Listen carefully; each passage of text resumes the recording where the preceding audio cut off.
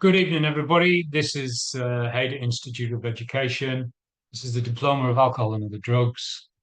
This session or this module is CHCCCS004, Assess Coexisting Needs.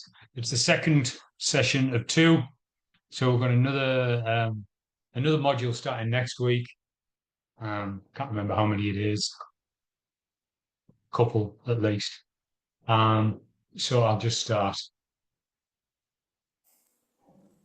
In the spirit of reconciliation, Hader Institute of Education acknowledges the traditional custodians of country throughout Australia and their connections to land, sea, and community. We recognise Aboriginal and Torres Strait Islander people as the first inhabitants of this nation and the traditional custodians of the land on which we work, live, and study.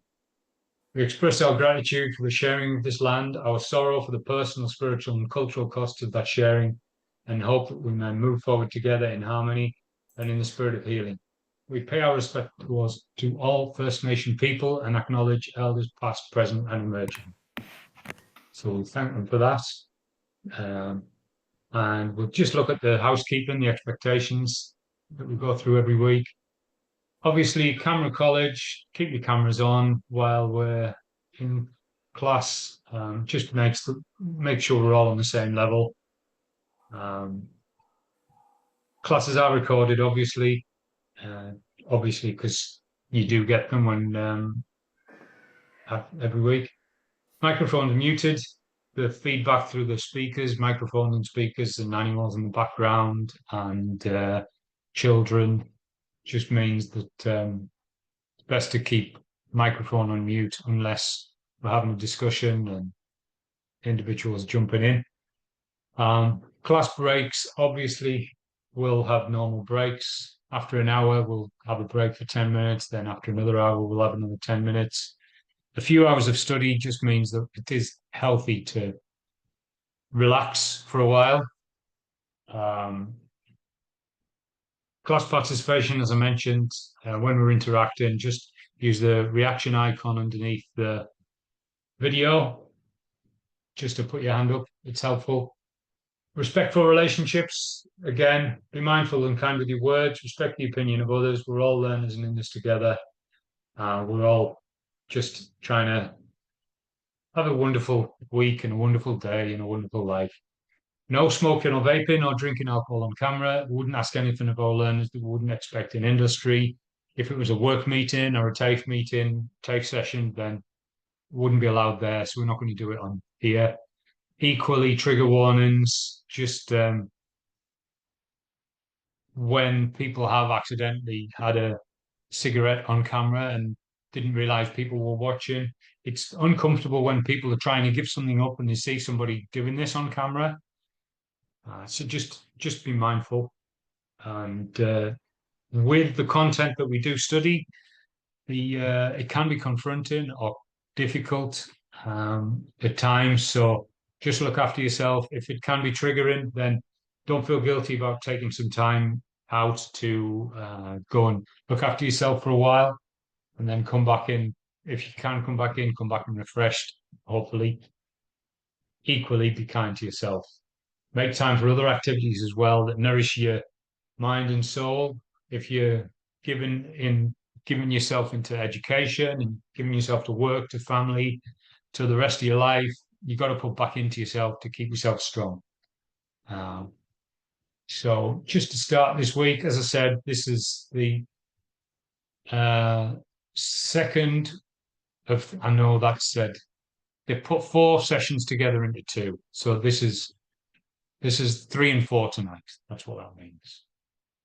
So we're looking at legal and ethical considerations, and we're looking at documentation and individual development. Just going to get my headphones to make sure I'm not. So the assessment process, we've got to prepare for it. We've got to collect the information, analyze the information, report the assessment results, identify services or resources to meet the needs, and then evaluate the process and outcomes. So it's got to be with the assessment process. It shouldn't matter who does it. It shouldn't matter whether anybody in here does the assessment for a client. We should all get exactly the same result because we're all using the same tool. That's the scientific side of it. That it really doesn't matter who goes through a K10 with a client or a audit assessment with a client, an audit survey, sorry, with a client. It's really, oh, Vicky's just put me off now. I was in mid-flow and now Vicky's. Oh, okay. Blame me. I just, I think I'm doing an SOS. Are you guys okay? Are you having trouble logging in tonight? But yeah, there was a few of them. I had three, and they said in the WhatsApp group that some of them still couldn't get in. The best Um, place to go is just email LSO. They're waiting for your emails. They're the only ones who can fix it for you. We have no tech access at all, and I have no tech abilities, so no point coming to me. But LSO, they're waiting. They're there till 6:45 just to make sure people are able to get into the class. So I'm sorry about that, but we definitely will feed it up. But is everyone okay? Yeah, thumbs up. Good to go. Sarah, did you put your hand up, or were you just trying to tell me to be quiet so you could get Dwayne back to yourself? No, I wasn't saying that. I was saying, yeah, we had the problem last week. But what is the LSO email? Good Just while I've question. got you there. Oh, there I am. You won't see mine easily, but it's LSO, so lowercase l, Yeah. lowercase s, lowercase o, at hayderinstitute.edu.au. it's just behind your head, Thank you. Vicky, It next is, to your halo. Thank it's It's you. just to the like, left of your halo. Halo. Oh, you're a good guy. Thanks. Yeah, that's good. So what are you guys working on tonight? Wait, can't remember the topic. Oh, I'm recording as well. Can't remember the topic title. It's Someone all know. oops. It's It's assess coexisting needs. I thought it. Oh, I think. yeah. All right. Well, Yeah, I've gate crashed your class, and it is being recorded, but it's professional, and sometimes we have to be interrupted as workers, don't we? yeah. And Dwayne is going to tell me, Vicky, I'll pick this up with you at another time. I'm a bit busy at the moment, so so he'll very professionally kick me out of the room, and that way we don't have to edit it out of your class recording. So, all right. Everybody wants it. Everybody will want to see it. Thank you. Cheers, Vicky. All right. Have a great night, everyone. See you. Yes, so the assessment process. It's obviously there's different assessments that we can do. When we're assessing people, we're trying to weigh something and evaluate it, to point them in the right direction. And it shouldn't matter who uses the tool, the assessment tool. Anybody should come out with the same outcome. And that's, as I was saying, that's the scientific side of it. That science tells us that if somebody's going to reproduce an experiment, it shouldn't matter which um, like scientific professional does it. It should come out with exactly the same outcome. If it comes out with a different outcome because somebody different's done it, then it wasn't a very good tool. That's a really, really bad tool. So we should literally be able to work in an agency and say, oh, I'm not in today, but so and so's coming in for an assessment for either rehab or for a program or a needs assessment. And literally anybody could follow through the questions. And I don't need to be there for that client to get assessed. I can come in on another day and talk to the client about whatever needs that we want to be working on. But once the assessment's been done, then we can follow it from there. So, preparing for the assessment, the organizations and policy and procedures, we've got to follow them. If we don't follow the policies and procedures, then that could mean that somebody is just doing it their own way. Oh, these questions don't look very important. Why do I need to ask this for? That's so invasive. Why would I ask that? That's rude. No, we've got to follow the policies and procedures. Um, is there any important pre-existing information that we can collate? So they might have come with a referral from the GP or a counselling service or somewhere like that. So we compile that in with the assessment. And when I'll show you the Victorian AOD assessment later on. What were you going to say, Babu? Sorry, that was an automatic thing. I just take it out. All right, okay. So any pre-existing information, it could be a referral from GP, it could be a referral from a psychiatrist. Like we could be getting higher up professionals referring to the AOD service. Likewise, we might work with the client for a while and say, look, this is something specialist that you need. So we're going to refer you up to psychiatrist, psychologist, and it can go that way. But equally, somebody might they might be seeing a psychologist already, and the psychologist says, look, I really think you need to be working with an AOD service as well. So they'd get referred that way. Equally, we might get families, carers, an NDIS service. Yeah, I can remember a young guy coming in with his NDIS worker,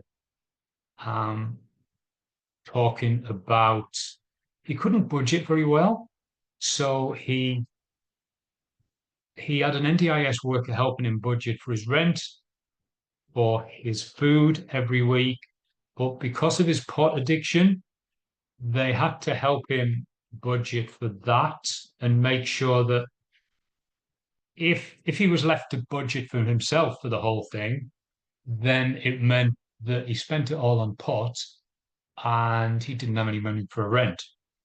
So working with his NDIS worker and him and me, we talked about, all right, how can we make sure that you do have enough money for pot and your rent and your food, because otherwise you're just going to be unhealthy.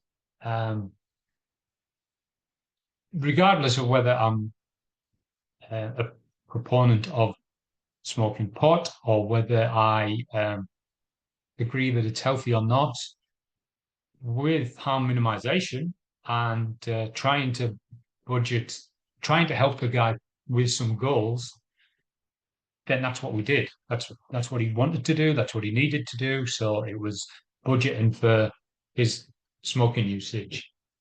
Practical aspects, again, it's very similar. Budgeting. Sometimes it's about house cleaning and trying to set goals about, all right, well, why don't you have your first cigarette in the morning after you've cleaned the kitchen? Clean the kitchen first, and then you can enjoy the first cigarette of the day. That would be a really big win every morning to be able to do that. Because not only can you have the cigarette that you need, but then you've also cleaned the kitchen, you've made one big win before you even start the day. And we can say that with anything. So just about setting goals, really. Location, venue. It shouldn't really matter where, like the location may change. It might be a different office environment. Could be an AOD assessment on a park bench with somebody that's been living there a while. It could be outside of their tent or outside of in the middle of the street because that's where they live. The location shouldn't really affect the outcome, but bearing in mind that it could. If there's people walking past all the time, it's going to be really difficult for somebody to be honest about some of the things that they're saying. So that's obviously something that we're going to consider. The environment, we wouldn't really want to do an AOD assessment for somebody that's been struggling with alcohol in a pub. Like we wouldn't do an AOD assessment there. Equally, we wouldn't necessarily. That's why we don't have the mics on. Just a sec.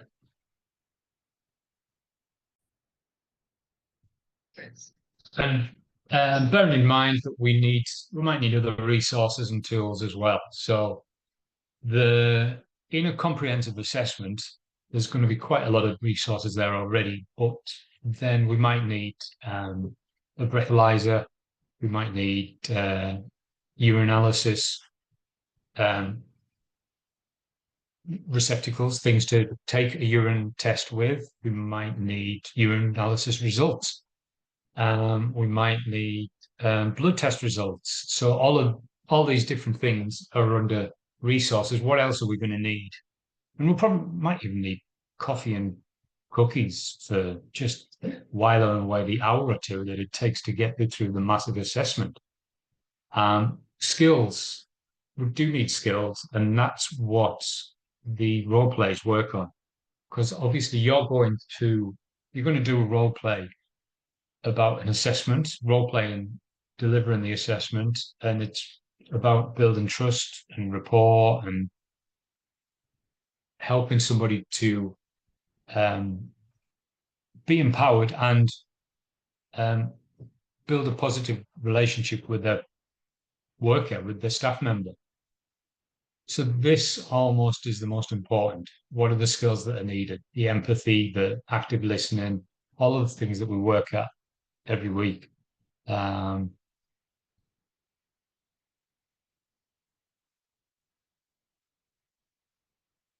Okay, try not to stress, Serena. All good. Sometimes if internet's a bit dodgy, then try with a phone or something like that. But no stress. Holistic assessment. This looks like it's going to.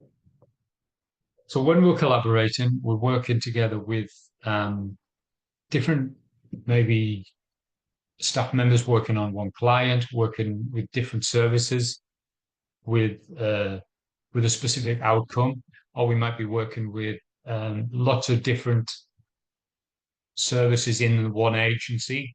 So we could be working in maybe an agency like Anglicare, who have like an AOD service and then a homeless and maybe financial support. And we're working with all of the other team members with one client or with one outcome, trying to get a resolution for that whoever it is, that family, maybe that person. It's working in partnership with other people. So we recognize and accept the need for partnership. The collaboration is important. Develop clarity so that it's establishing the communication to start with. And this is what we're going to do. This is how we're going to work. We're working with this person. This person is the client, or this family is the client. We've got to establish that first. If some people think the client, we're working with a family, and if one agency thinks, okay, the client is the father, then it's going to affect it if other people are working with the partner and the other people are working with the children. It's going to mean that there's going to be a pull of different people working in the same network, and it's going to be a problem. So develop the clarity of who we're working with and the realism of the purpose.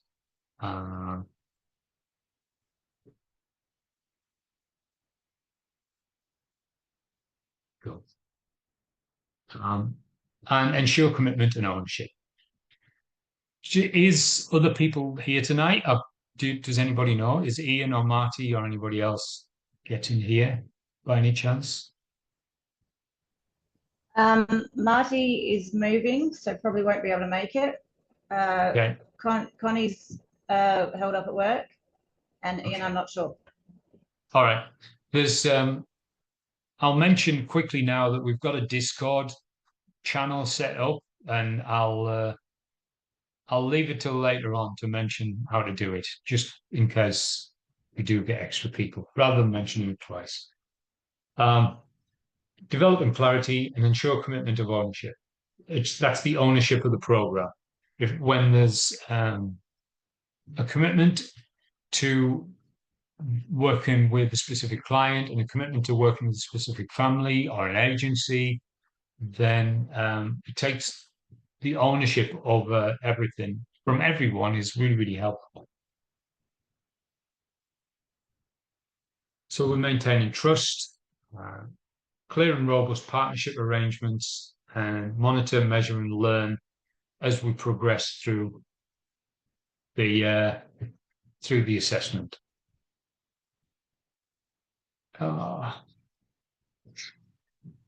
This is gonna.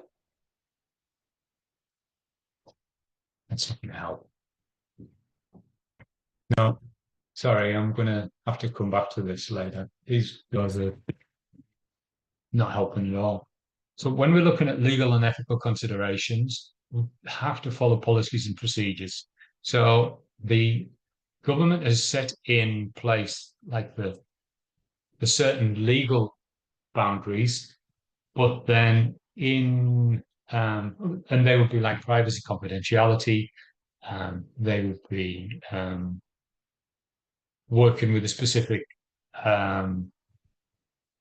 demographic, that we might only be working in youth, we might only be working in aged care, we might be working in NDIS clients. So the specific agency sets up the policies and procedures based on what the government said. And working in a different AOD agency is going to have different policies and then procedures through that. And sometimes it might take a while to figure out the new policies and procedures from a different organization. But that's what we have to work with. That's part of our employment contract, that we are then working for them and they might be doing it a slightly different way.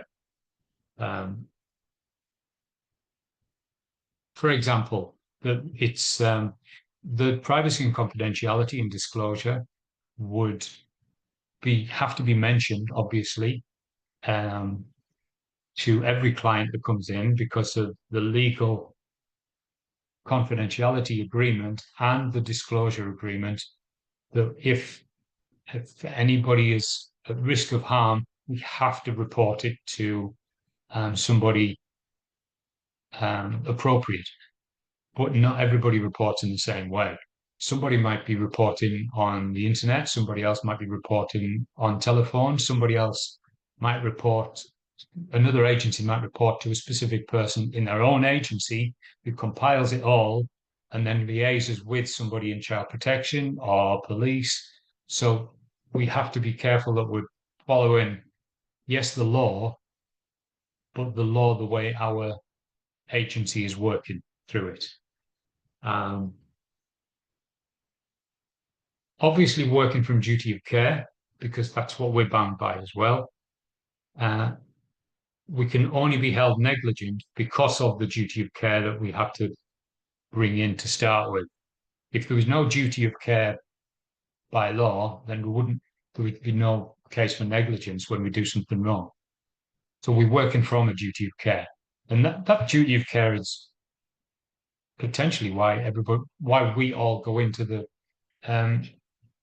industry in the first place. We want to help. We want to be there for people and support them, empower them, help them get recovery and help them rebuild their lives. But then obviously that duty of care is by law. Yes, Justin. I was just going to ask is, there's obviously, because especially like I've found, I'm really early days into it, but working with a lot of addicts, they say things that they don't necessarily mean all the time. Yeah. There's got to be a level of discrepancy, like being accountable for what people say can be really difficult. Do you just report it anyway? Like it's just blanket rule, because a lot of times you can scare a lot of, like, especially where I'm doing placement, they take people straight from jail. So you have to like be really careful if you report things, they just leave. Or it can have, depending on their bail conditions, it can have like really serious implications, But listening to you then, it's sort of like, well, if you're accountable, you kind of have to with everything. You do, but we're not the legal restriction is that it's basically only risk of harm. It's not working in a drug and alcohol rehab, and people tell you very quickly, they tell you some of the worst things that they've ever done. Some of them they haven't been charged for. But that's not, we're not legally bound to go and report everything that they've said. It's only the mandatory reporting is with risk of harm, so a child, self, or somebody else.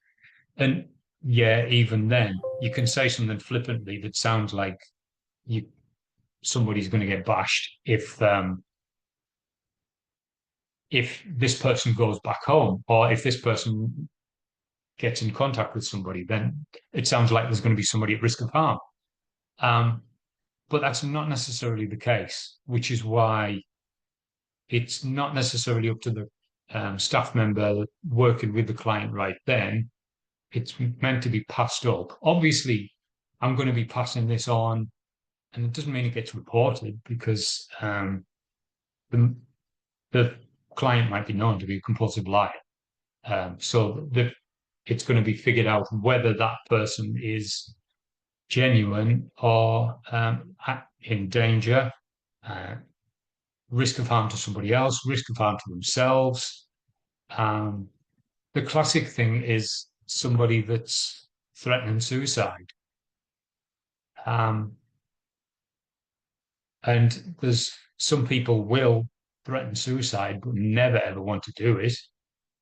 And other people will briefly mention it because they feel like they're ready to do it and will go home and do it. And if nobody acts on that, then they'll be gone. So it's trying to figure out how we pass that on to each one. And that's why we're not working alone. We're collaborating with our supervisor, with our colleagues. I guess that's, I don't know whether I answered anything there, Justin, sorry. All good, Connie. You missed all the craziness, Connie, if you've just got here. So not just negligence from duty of care, but reasonable care to avoid harm. And that's what duty of care is. Just to be specific, when we're saying duty of care, and I say that we're going into community services because we care, we want to care, we feel like we are a caring person, and we want to put that back into community. That's great, but duty of care by law is reasonable care to avoid harm. That's almost a release for us, because a caring person is going to feel frustrated and probably angry if a client does commit suicide and has taken their own life. We would all probably internalize that if we were close to the client. But if we've definitely already taken reasonable care to try and stop that happening, then despite how we're feeling about it, we can be confident in thinking, I didn't do anything wrong. I didn't do anything wrong there. I took all reasonable steps. I documented everything. We tried to follow everything up when they were threatening it. So I know I feel bad about it, but I shouldn't, because of what we did as a service, because of what we did as collaborative workers. And sometimes it helps, and sometimes you just can't because it's too deep. And trying to assess foreseeable risks. Obviously, we're trying to be a work health and safety inspector for people that really don't know sometimes. The other side of duty of care is the dignity of risk, where they are allowed to make risky decisions, and you've got the freedom to do that and freedom to undergo the consequences of that. So while we can see the foreseeable risks, we might be advising. We might be advising them about the foreseeable risks that we see they're taking, but it's still up to them. It's still their personal choice to carry them out. So with the informed consent, again, it is legal. full information about the pros and cons. So with we've mentioned it before, but if you go to a GP or a health professional, you're going for surgery, then the surgeon is going to sit you down in his office beforehand, like a few weeks before, and he's going to say, okay, this is what the surgery is. This is what's going to happen. This is going to be the this is how it's going to feel. This is going to be the anaesthetist. This is going to be the nurse, maybe that's going to be there as well. The expected outcome is this, and this is the percentage chance that it's going to go really well. When it goes well, it's going to be like this. But obviously, there is a chance that it could not go as planned, and there'll be negative consequences potentially. The surgeon has to say all that. That is their informed consent, and he can't do anything until he gives them the piece of paper and says, okay, can you sign this? And then we'll carry it out. This is exactly the same as what we do.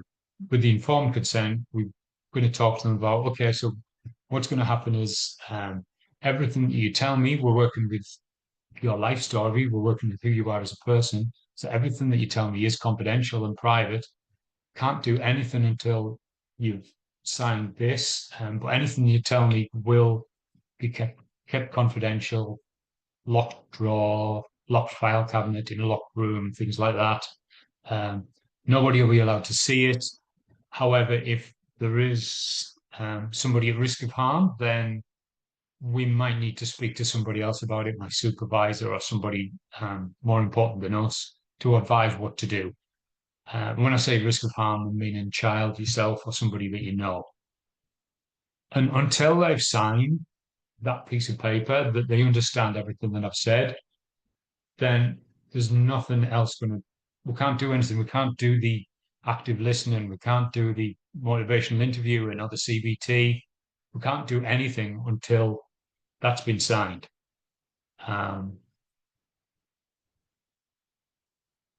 And yeah, so that's everything there. Consent for information sharing as well, actually. If we say, actually, what I need to do is refer you on to somebody as well, you can still come and see me every week or every couple of weeks. We can still catch up. But I do recommend that you go and see your GP. You haven't seen your GP for a couple of years. In the meantime, please get connected with a GP, or if they don't know, then we're going to find them a GP that is going to be positive for them and help them. And they might come back and say the GP was no good, so we're going to find them another GP because that was what we needed them to do first off. Or it could be a psychiatrist, it could be a psychologist, it could be a counsellor, it could be housing worker, financial support. But we're going to want consent from them to share the information. In the informed consent, right at the beginning, they haven't given consent to share yet. So once they've signed that, that's just consent to work with us.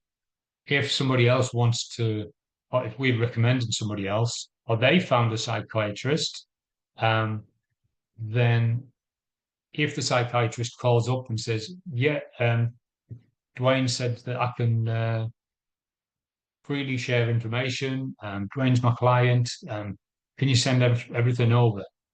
Then the agency won't be able to do that until I've signed that consent for information sharing. That's completely separate. And if it's not an absolute complete like information sharing for everybody that calls, then when a GP then contacts, or then when a partner or a parent contacts and says, how's Dwayne going in the service? Can you tell me can you give me an update? Because I think he's been going there every week for a few months. If I haven't given consent, then nobody's going to be sharing that information with any of my close relatives neither, because I haven't said they could.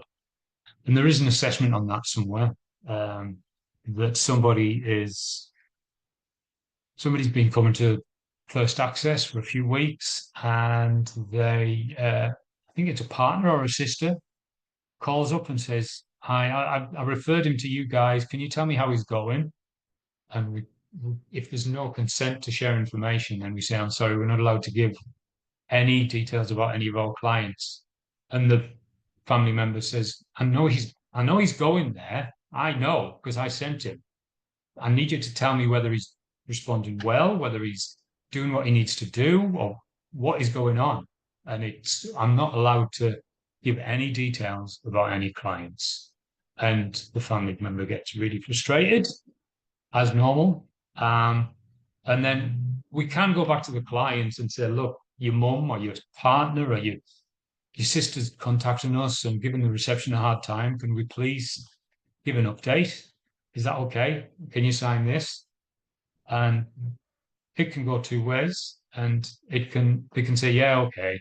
You can tell her, or the client can say, "I really do not want that person finding out.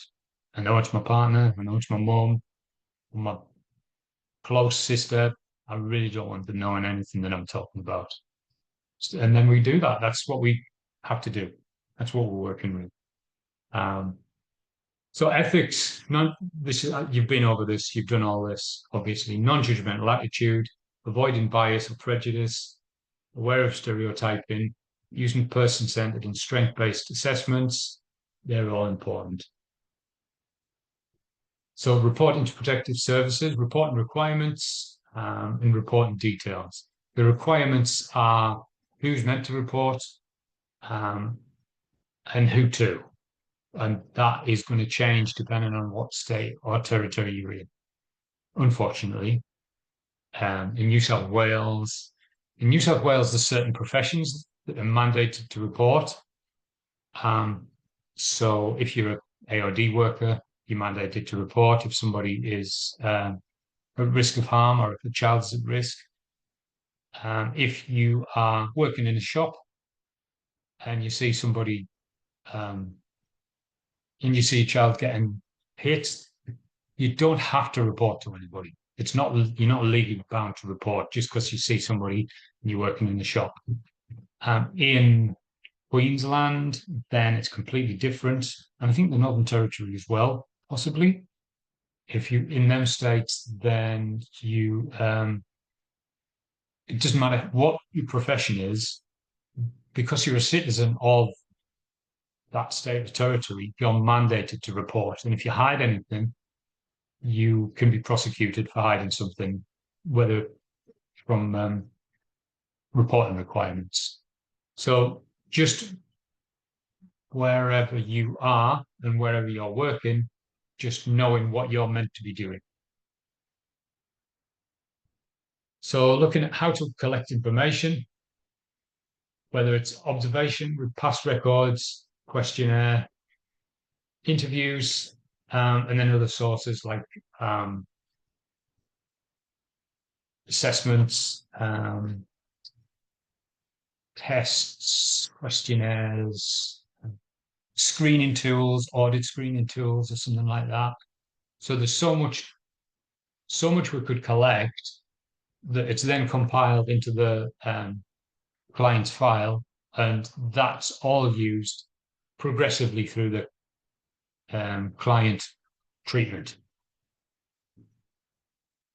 Storing information, I've mentioned it a few times already. If it's software copy, then it's in a passworded file on a passworded software on a passworded laptop that not everybody has access to. In community services work, there's like a client management system where you might have 5 caseworkers and a psychologist, maybe a GP as well, and admin work. And it's like a database that's built up so that nobody can see everything. Apart from the center manager might be able to see everything. But even then, medical records might still be kept hidden. So the GP won't necessarily be able to see the psychiatrist or the psychologist records. The psychologist won't necessarily be able to see the GP's records. The caseworkers won't be able to see any of the medical records. and none of the caseworkers will be able to necessarily see each other's records. And that's how it's kept confidentially on a computer. If it's hard copies, then it's going to be kept in a file, in a locked drawer, locked cabinet, locked room that not everybody has access to anyway. And you would take new notes and then give them to admin, and they would get filed appropriately. So working on after the assessment and working on through the episode of treatment, they might be working with an agency or working with a few agencies for 3 months, and sometimes 6 months. Building up a support plan, like a treatment plan, and what goals and what things are going to be worked on. It's going to have needs and risks. So coming in primarily, if you can remember a video from a few weeks ago, or if you haven't seen it, you'll probably see it eventually. There'll be the need that they're saying they've got. There'll be the need that maybe a health professional says they've got. There'll be a need that a family member says they've got. And then there'll be the need that we, as a professional, think, actually, forgetting about any of them, I really think you need this more importantly. So what is the most important need, and what are the risks that they're facing? Based on that, we're going to do goals and strategies. And we're not meant to be genius professionals, but we've got quite a lot of tools at our availability. So learning to set goals for them, long-term, medium, short-term, and advising them when that might be an unrealistic goal. They want to been using pot every day for years and years and years, and they want to give up tomorrow because they need to go back to school, go to college. That's not going to be realistic. So we want to help them get to a goal that's realistic for them and strategize. And we would be masters of building strategy for other people in some ways, and learning how to do that as a skill. And then showing how the provider, the agency, the service will support the goals. And then looking at other avenues of support. So we're doing this here, but can I refer you to AA or maybe Smart Recovery or some other service that's really going to help you through the week? Can I get you to keep in contact with a sponsor or something like just anything that we can think about that is going to rebuild their week in support. So in an individual support plan, it's starting off by being individual, based on respect. It is informal. It's not clinical. It's not health focused in that it's like a clinical document. So it is still informal, means it can be changed. It can be adjusted 3 or 4 times in one setting if we need to. Based on their choice, it is flexible, but it's directed, it's focused. It's got a goal, it's got a plan, and it's gonna develop over time. But it does have a means to it. Who's involved in the development of the plan? That's like, are we working with other agencies? Are we working with other professionals? We're going to list the psychiatrist, the psychologist, the caseworker, maybe any staff members in the rehab. If they're getting on really well with a certain staff member, there might be 2 or 3 staff members that are all working together with one client just because of they build a good rapport with them. How often is it going to get reviewed? If somebody's seeing an AOD service maybe once or twice a week for a month, then it would be expected that they would get reviewed at least once in the month. So they've done the preliminary assessment, but then it might get reviewed again after maybe 4 weeks, and just to see how they're going. And then looking at, once the reviews happen, there might be a different a different strategy on where to go with the treatment plan. So it might change after a month, and then it might change again after another few weeks because maybe the goals were too hard. They were a bit unrealistic after all. So they got changed and they got edited. Oh, okay. That one's died. So I'm just going to pause the recording here quickly again. So this is the holistic needs assessment video from YouTube. That's the title there. What is holistic need? What is holistic needs assessment and why should I use it? The website address is up there. And I'm just going to put this into our chat before I stop the recording again.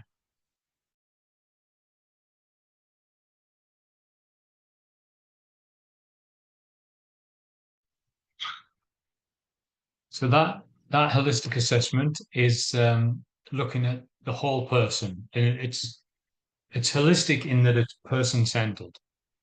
A few decades ago, the medical professional industry, I guess, it was problem-centered.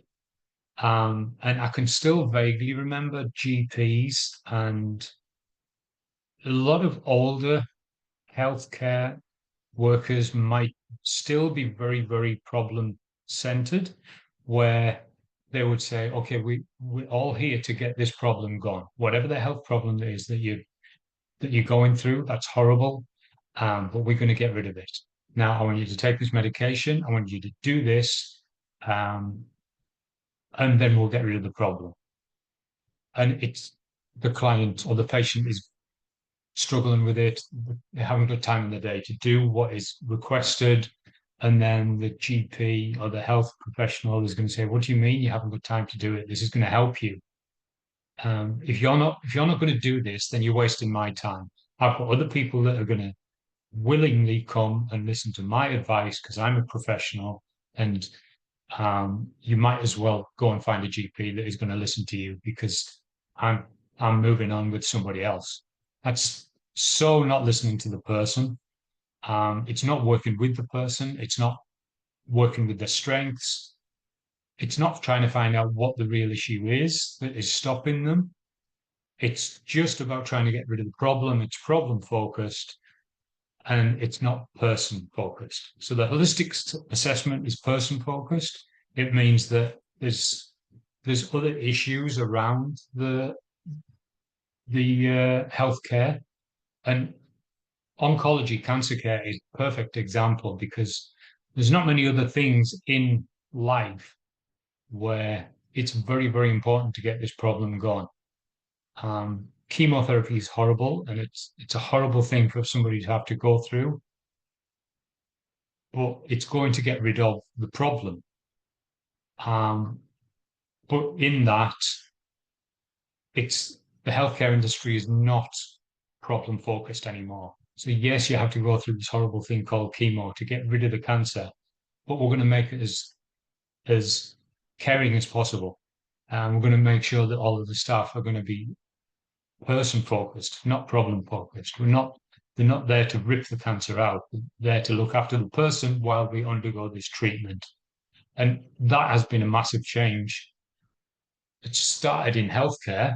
And in the AOD industry, like 30 years ago, it was, well, are you willing to get help? If you're not willing to get help, if you don't want to give up, then go away. We're working to try and if you want to get rid of the alcohol or the drug problem, cool. We'll do something to help you do that. Quite often medication or ECT, the electrical convulsive therapy, or any other treatment that really, really isn't great, but hopefully it'll get rid of the drug and alcohol problem that you say you've got. Not very person-centered. So healthcare, community services have all changed now to be person-centered. I guess the best thing now, I'll just bring up first access. There's a bit of first access for the for the assessments. And if you don't know what I mean, then I'll explain it. So if we've mentioned it before, I'm sorry, but First Access here on screen is the fake community services industry agency, sorry, that we're all working in. Whether you're doing whatever course you're doing, mental health, AOD, Cert 4 or diploma, we're all working in this agency. It's got the mission values there. It's got the different the services. This is the different services that we do. Domestic family, AOD, youth, career planning, housing, homelessness. So it's like a fake Anglicare or fake salvos. Some assessments you're going to have to be. Actually, I've got Justin on screen now. The main worker is called Justin Hawthorne. So you have to, quite often, you're going to have to pretend to be Justin Hawthorne to do a lot of your assessments. In this assessment, you are playing Justin and you're meeting a client that's whatever. In other assessments, you have to pick one of the workers that you feel more comfortable with. And the main workers there, they've got an AOD worker, a nurse, a youth worker, a counsellor, and I think there's one more. And you have to pick one of these workers that might be a little bit like the service that you're already working in or that you've worked for. And you would see the client through their perspective. Sometimes in one assessment, you've got to call a meeting between all of them and like, have them discuss it. So this is the page. The resources, a lot of the resources you need as soon as you log in. The login, you just got the staff portal because you're staff, and it's, hold on.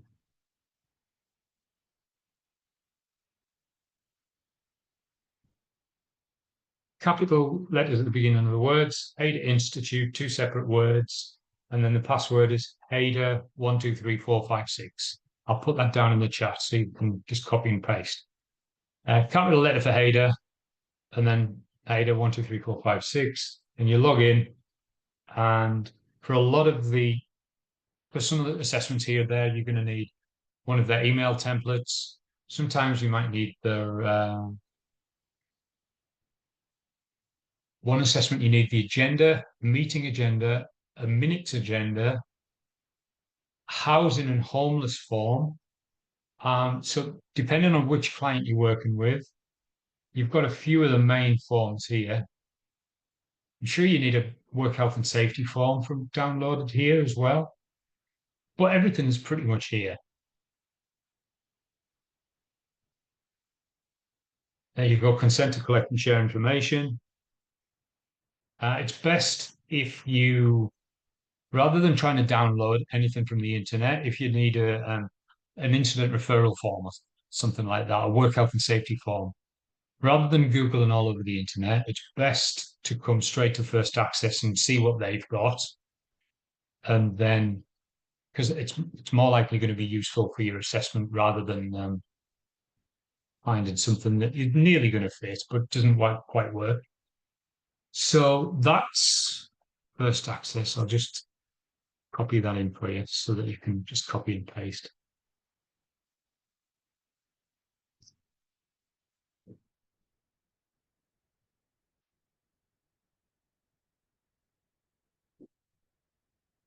And we can all pretend to be Justin. There you go. I think you have to, no, you don't have to set up a login because that's your login. Yeah. And it works pretty much straight away. It's best if you get to know it before you need it.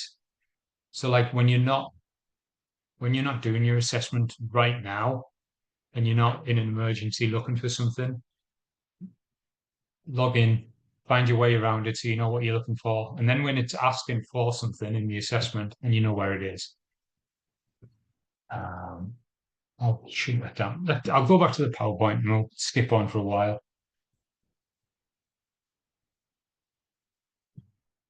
Identify significant risks, support and encouraging, looking at realistic goals. This is a separate PowerPoint. It doesn't quite match up with the way where it crashed last time. Learning and development, it's got to be building and progressing all the time. And we've got to be flexible. The treatment plan, if we go and see a GP and he says, okay, take these antibiotics for 7 days, make sure you take them all, come back and we'll reassess. Hopefully everything's sorted by then. It might not be, so we'll give you another dose or we'll change the medication. If you're having a bad reaction to the medication, then that wasn't the best thing to do in the end. So we'll change the medication and we'll try again. And with a treatment plan, it's going to be flexible because whether it's medication or whether it's CBT or a psychiatrist or a AA group, it might not be the right one straight away. We might need to change it and get them somewhere better for them. So looking at Maslow's hierarchy of needs, when we're looking at a needs assessment and we're trying to figure out what it is most importantly that we need, though these might be the, Maslow said these, you can't have any other priorities apart from the lower down ones. So if these aren't met, if the physiological ones aren't met, then you're not going to be easily able to meet any of the others further up. So if somebody doesn't have food, shelter, and water, then their search for intimacy is going to go, it's going to go unmet constantly.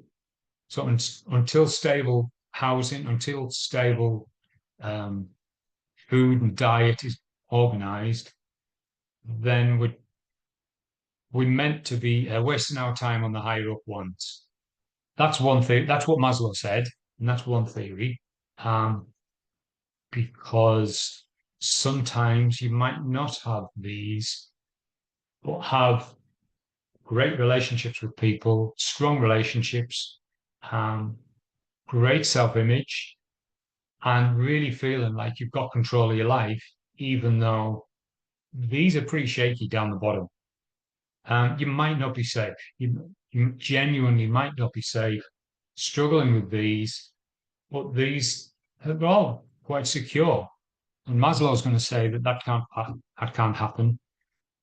But there is evidence that a lot of people are, which means whichever way we look at it, sometimes we're going to look at, work with a client and say, okay, straight away, you're living in the street, it's really unsafe, you're young, let's get these sorted out more importantly than anything else, because we can't look at a life of recovery if this isn't sorted.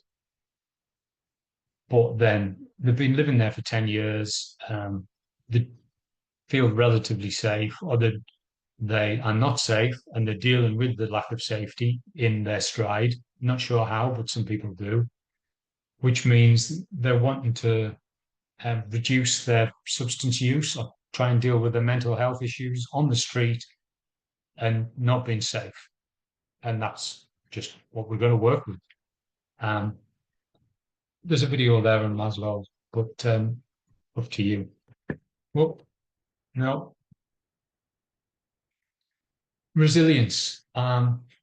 With resilience is one of the things that people have as strengths, and sometimes they don't even know it. It shows when some people think people aren't resilient because they're using, or they're living on the street, or they're in a domestic violence relationship. There's some people that would say that that person can't be resilient. But the idea that they've survived in this relationship, or the idea that they've got this substance that is keeping them alive sometimes, because without it, they might have killed themselves, or their mental health might be even worse than it is now. Without that, means that they are resilient, and they don't realize how resilient they are until they analyze it. So knowing your strengths and keeping them in mind, resilience is one thing that keeps people strong. So building your self-esteem, have confidence in your abilities and the positive things in life, build healthy relationships, knowing when to ask for help, managing stress and anxiety levels, working on problem-solving skills, coping strategies. This is a plan of what resilience is. Youth work studies have done a lot of work on resilience and done a lot of research with youth on what resilience is and trying to build resilience.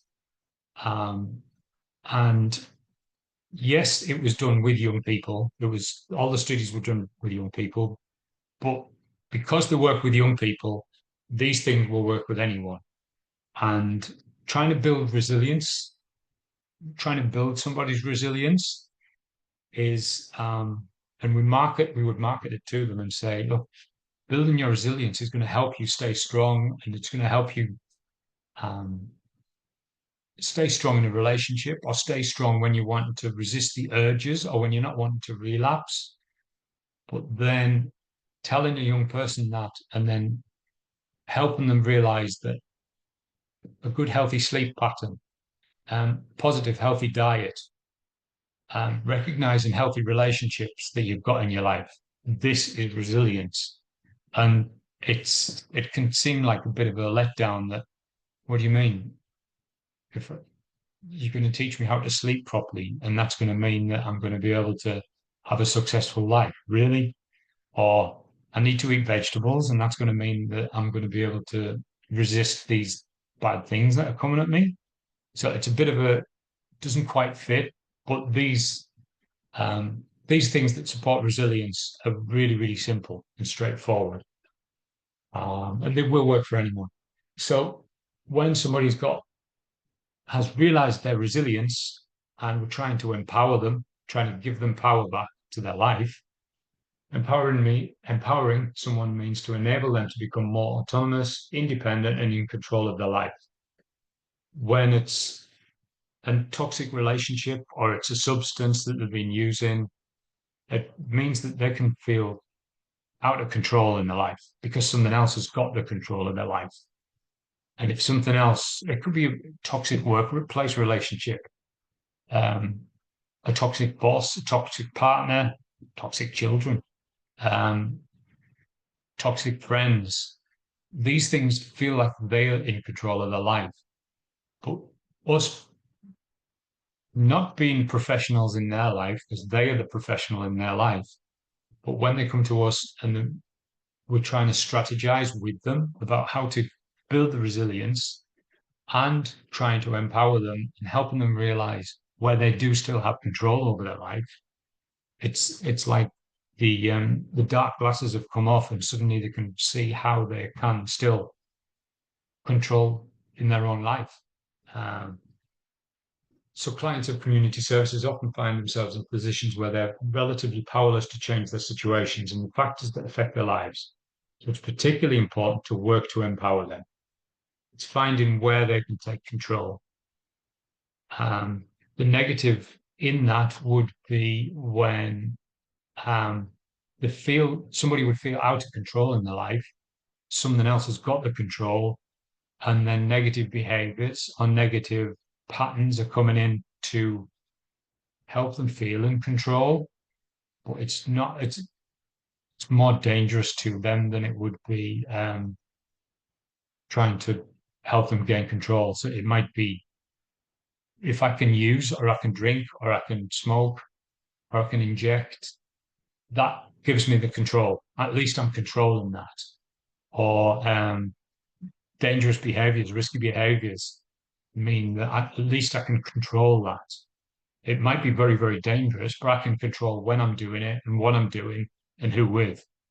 That's me controlling my life. So sometimes we might have to highlight the risky behaviors and say that I know you feel in control then of the OCD or certain mental health issues. I know you feel in control then, but they're not doing you as much good as something else would, and taking control to make recovery steps in your life.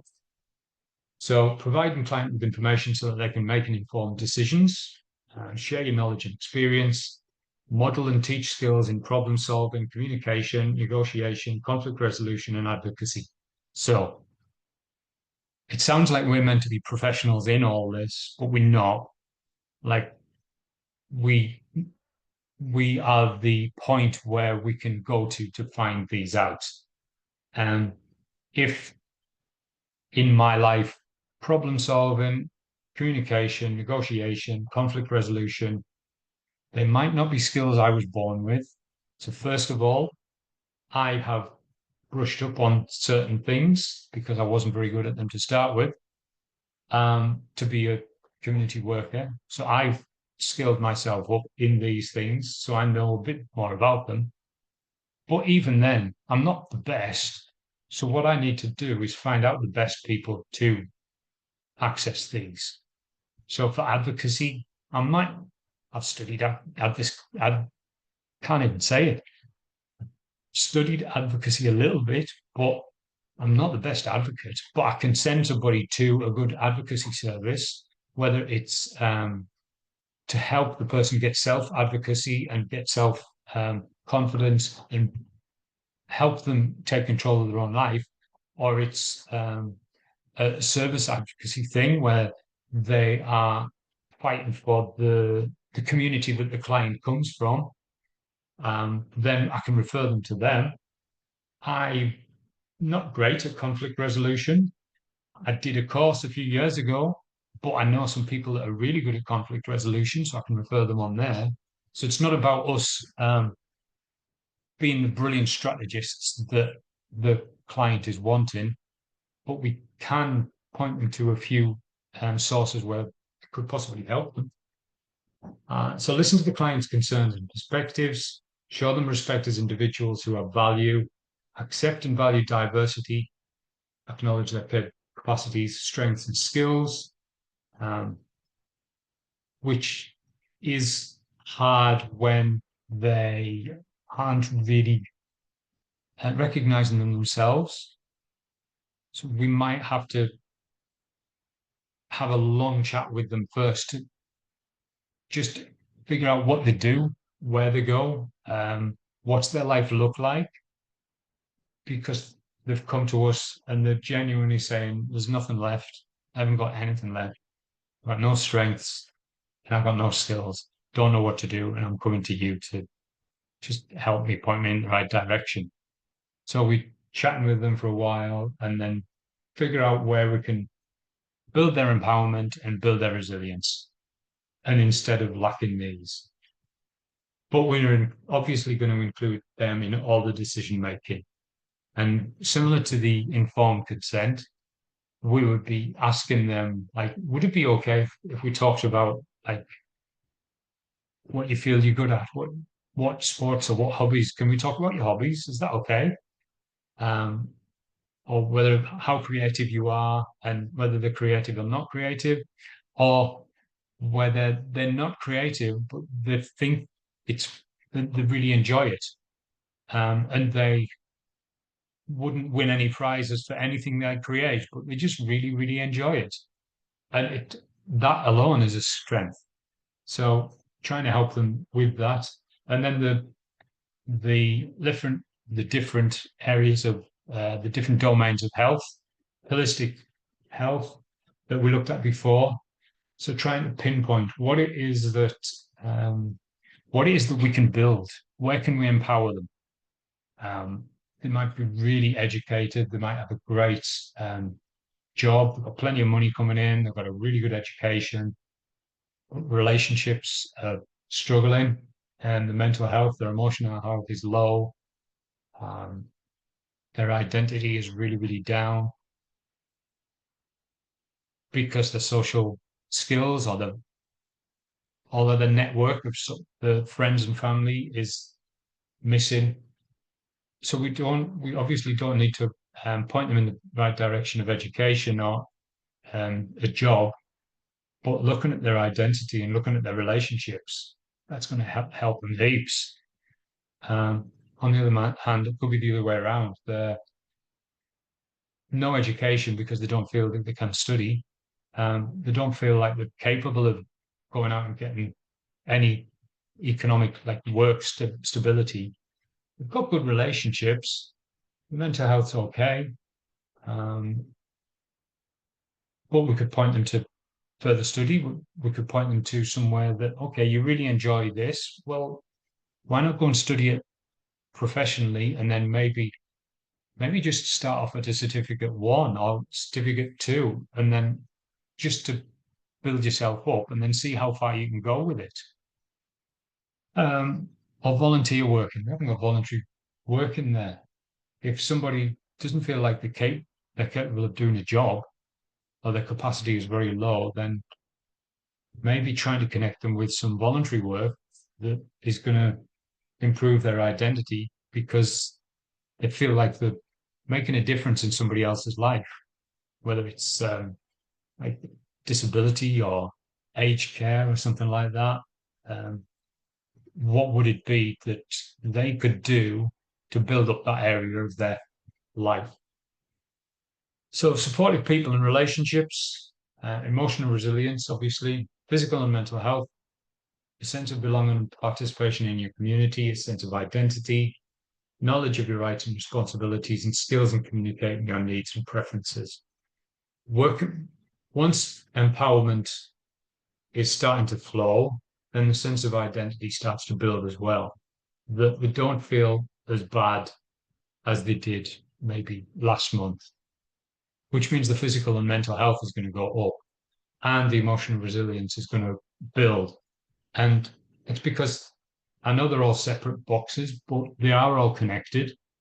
If you build somebody's identity and you give them empowerment and you give them support so that they're feeling better about who they are, these are the things that are not going to feel as bad neither.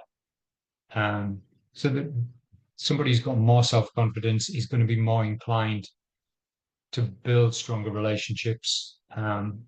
By doing that, we'll build their emotional health a little bit. They're going to be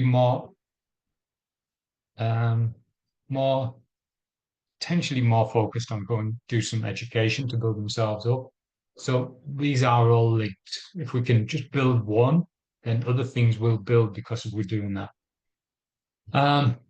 Instead of this one, I was wanting to go back and look at the other video, which was strength-based, because we've been talking about that. Wherever that is.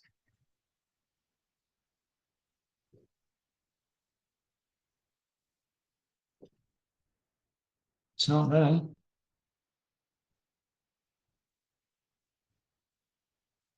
This is it. It's strength-based mental health practice program. What are strengths? And that's Pelena. So I'll put this link in the chat as well. Turn the recording off.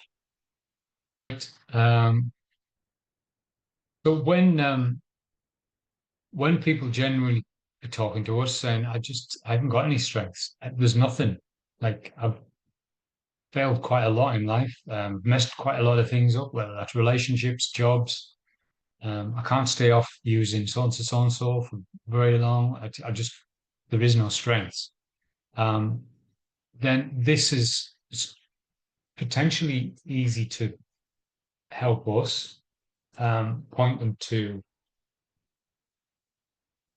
talking about them, trying to talk about who they are, the different areas of their life, and say, okay, well, let's just chat then. Let's just chat about your home life and what you like to do, what you have to do, what your life looks like, what do you spend your time doing. Most people's lives are really, really busy. And for most people, life is so busy that trying to get things that they want to do in the middle of all the things that need to get done it's life. That is what we call life. We're trying to talk to somebody about, okay, what things are going on here? Let's talk about each one at a time, and let's see where we can go with these. And then obviously the rest of the video breaks down each one and looks at the different areas. But there are strengths in there, even no matter who comes in and says, I have no strengths. The fact that they're trying to manage all of these things, whatever their life looks like, they are managing all of these things, and they're doing it to an extent that they're now also coming in to get help for their life from somebody in an AOD service, means that they're not doing as badly as they think they are, really. So that's that one about strengths. Looking at self-advocacy, when we found the strengths and we're looking person-centered and we're trying to build somebody's the empowerment, the self-esteem, when they can actually represent themselves and say that they can act on behalf of themselves in a relationship or at work, or making calls for themselves and calling into work sick or calling in to make an appointment sick, rather than sending a text message saying I won't be in today, or avoiding something. Taking control of a certain situation, being a self-advocate, is something that's really, really, it brings a sense of achievement for them as well. So that's obviously going to be based around certain things. It's going to be based around effective communication skills. People can't advocate for themselves if they don't really know how to formulate their opinions or their ideas. ChatGPT, I'm hearing about it all the time. Whether we write a few paragraphs for an email that we want to send out at work, and we say, yeah, but that doesn't really fit with what how I would want to say it. We can get things like ChatGPT, or going old school and say, can you read this email and tell me what how I can improve it and make it sound a bit more formal or less formal or more friendly, to a colleague or a friend, somebody in the family. But apparently ChatGPT is doing that now as well, and we can use it to our own benefit, whether we're writing something for work, doing some research. It's very, very useful. So knowing what somebody's rights and responsibilities are, so that might sound like a workplace thing, but if it's a mother who's got no free time and they're trying to give up the cigarettes, so they're trying to cut down on the alcohol, you're right. You are allowed to have free time. You are allowed. I know you've got however many children. I know you're trying to look after a partner, but your right is to some like peace and quiet sometime. And I know it's hard to allocate it out in the day. But where are you going to put it in? Because it's your right to have this. And I know you've got responsibilities, but where can you balance these? It's not all about being responsible. It's about having rights as well. Belief and value of worth as a person, and they're more than just what they do. So some people, they're a family member, and that's potentially all they feel like they are. So I'm somebody's son, I'm somebody's partner, I'm somebody's mum or dad. That's who I am. Well, it's not. It's what you do, because there might be a time when you're not there anymore. If you're not in close relationship with them, or you're working all the time and life happens and you're just busy and on, you're somebody else in that time. So building their worth as a person, not just what they're doing. So information about the relevant service or organization that we're referring them to, and confidence or trust in themselves and others. Looking at the strength-based approach, we need to analyze the client's resources, both personal resources and outside supports. Having a supportive family member is a strength. Having a car is a strength. Having a really, really stubborn attitude that you will get this done is a strength. And not everybody sees what strengths they've got. So bringing the focus of engagement into a person's capacity to cope, be resilient and survive is vital to them. Before I move on, whoever's here now, I've just got to mention Discord.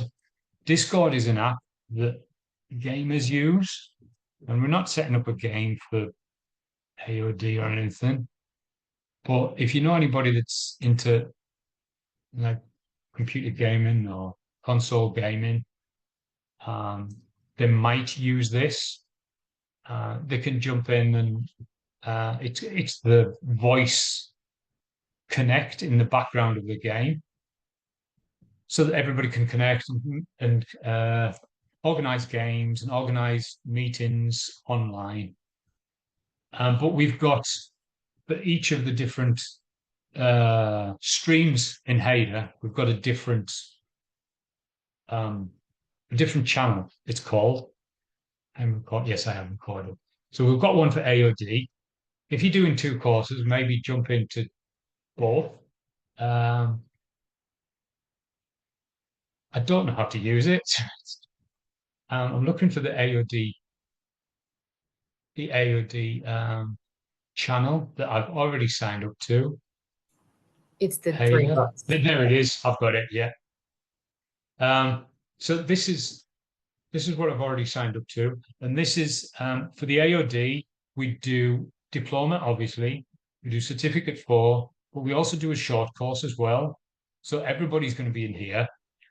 We are recommending that you sign up, you register, and if you've already got a Discord account, that's fair enough. Jump into the AOD channel as well. There's a connection.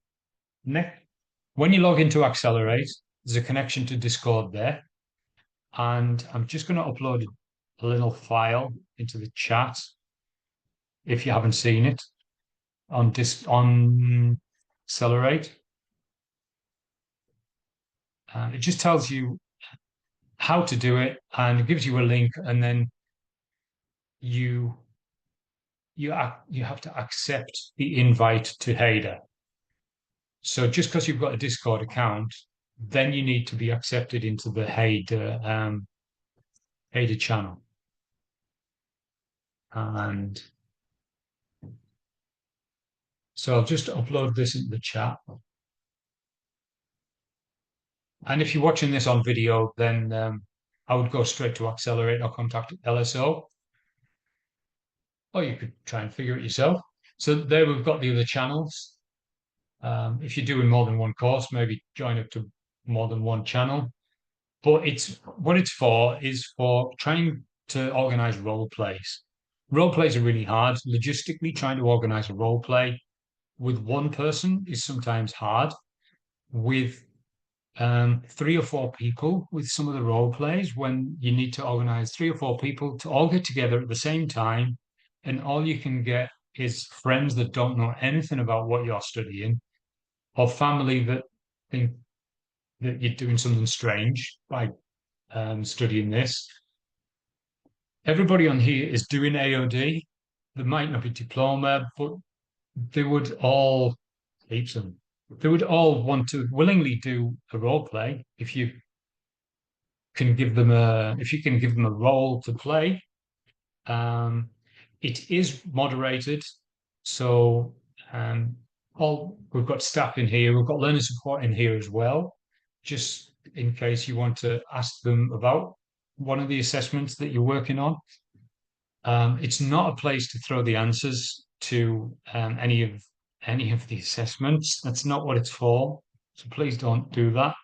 And you have to sign up to certain agreements when you log in, and things that you won't post answers and things like that.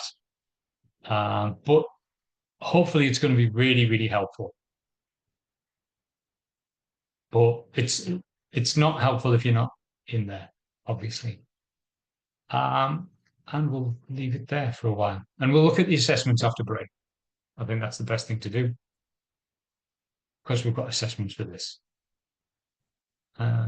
Again, I just wanted to jump back to the government website before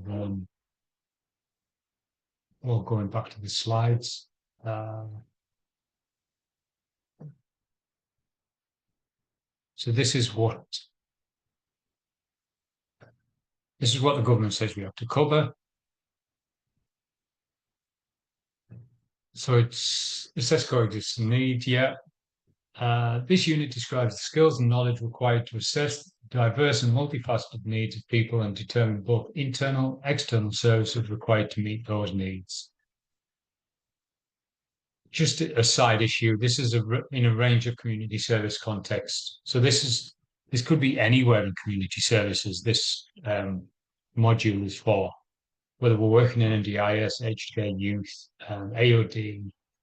We all have to know how to assess multifaceted, diverse needs of people and look at internal and external services required to meet them.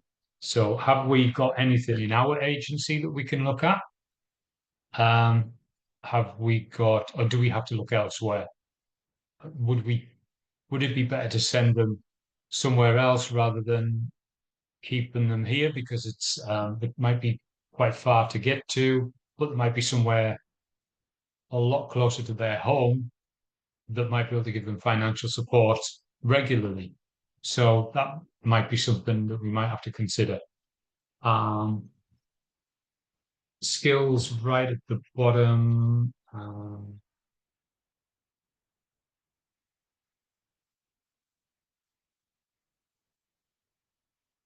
Skills must have been demonstrated in the workplace or a simulated environment. That's basically saying if you haven't got a placement, and we don't in AOD, then it's going to be role play that reflects workplace conditions. The following conditions must be met for this unit. So looking at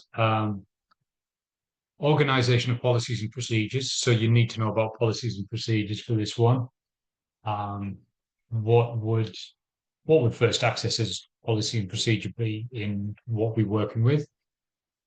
Use of people's information on which to base an assessment, individualized plans and any relevant equipment outlined in the plan, assessment tools and processes.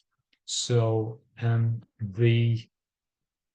was a slide, it was either last week or a unit previous where it had all the different assessment methods. There was the audit assessment, there was the ICANN assessment, there was the youth assessment, there was NDIS assessment, and there was a few others. It didn't mention the MARAM assessment for domestic family violence. It didn't mention the one that we would use quite a lot, the Victorian AOD assessment.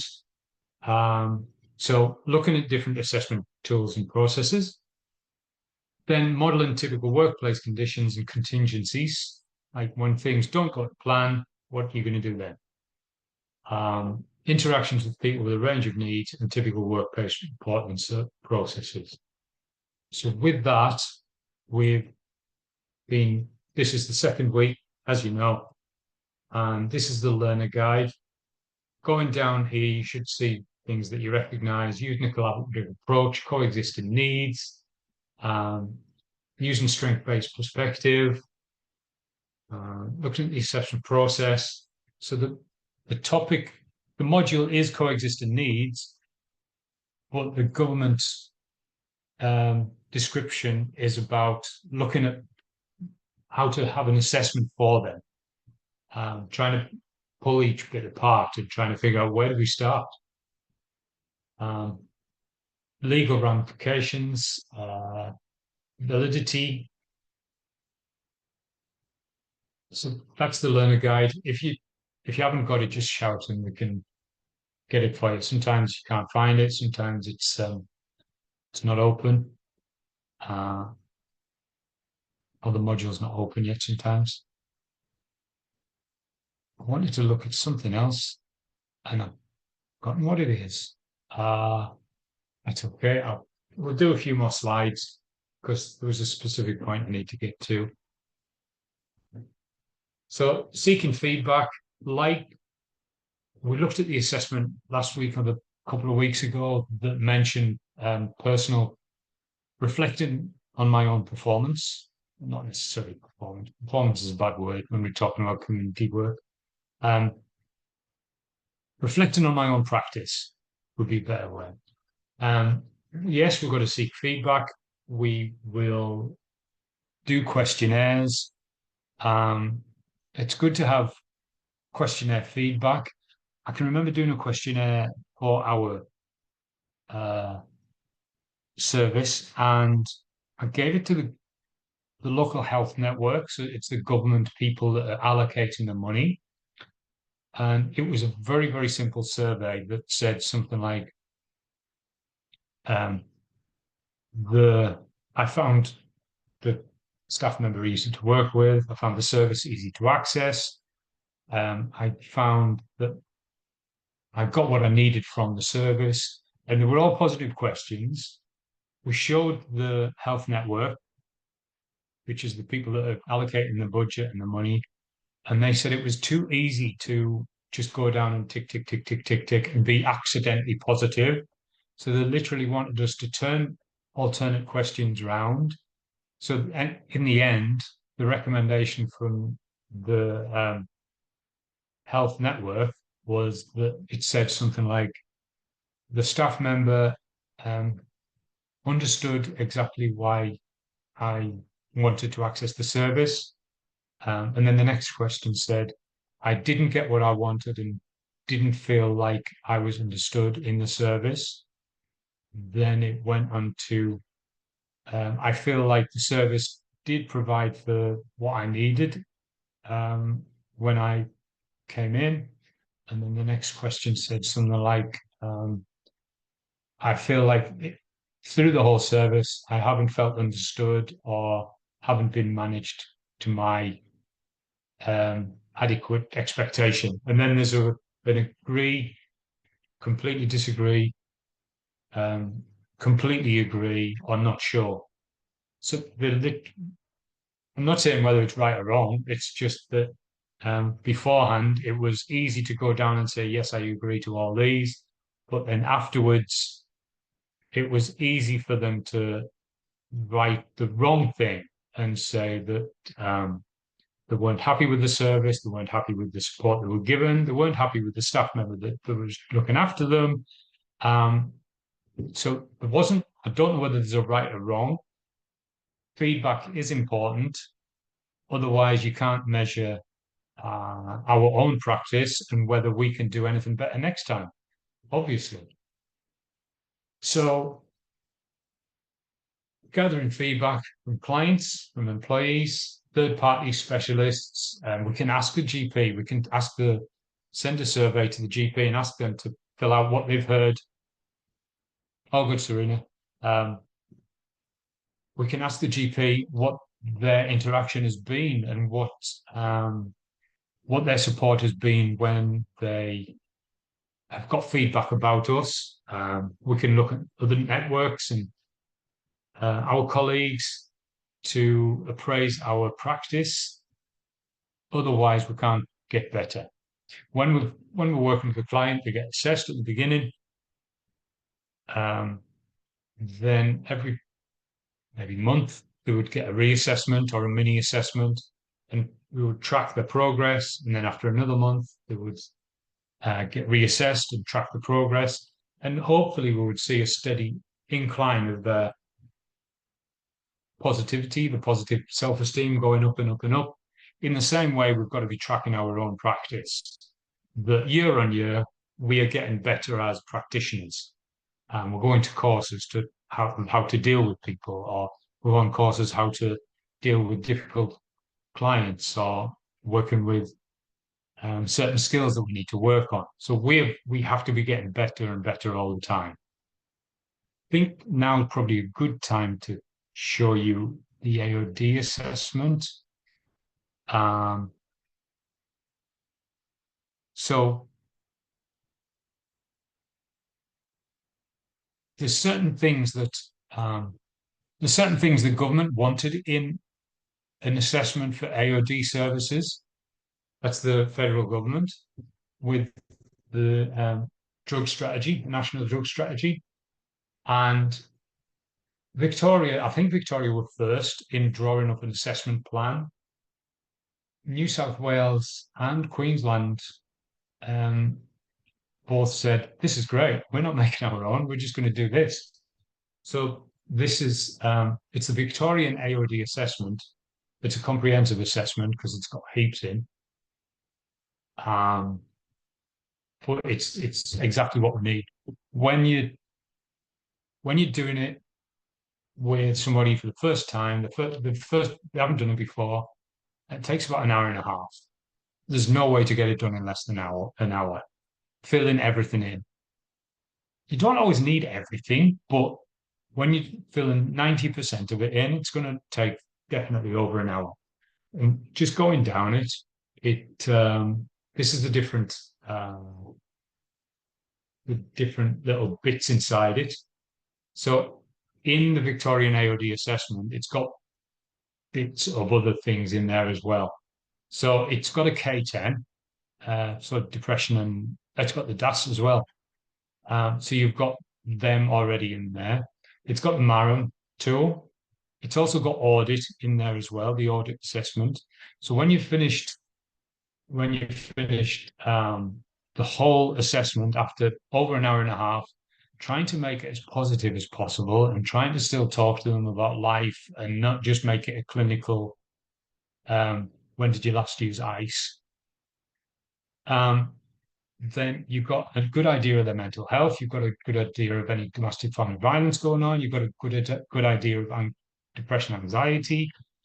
You've got a good idea of all of their drug and alcohol usage in the past, well, in the whole life. So when did you start? What was the first thing you used? How often do you still use it? You've got a massive comprehensive picture of who they are.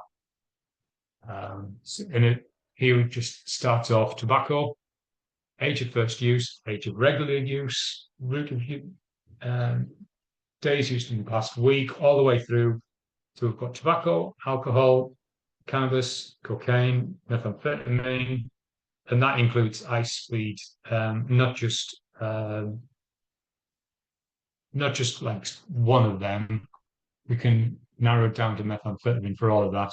Then other amphetamine type stimulants, or ATS, we see it sometimes there, actually, termed ATS, amphetamine type substance, so MDMA, ecstasy, any diet pills that people are using recreationally, and age of first use, how often, and then going down, inhalants, non-prescribed sedatives, prescribed sedatives or sleeping pills, hallucinogens.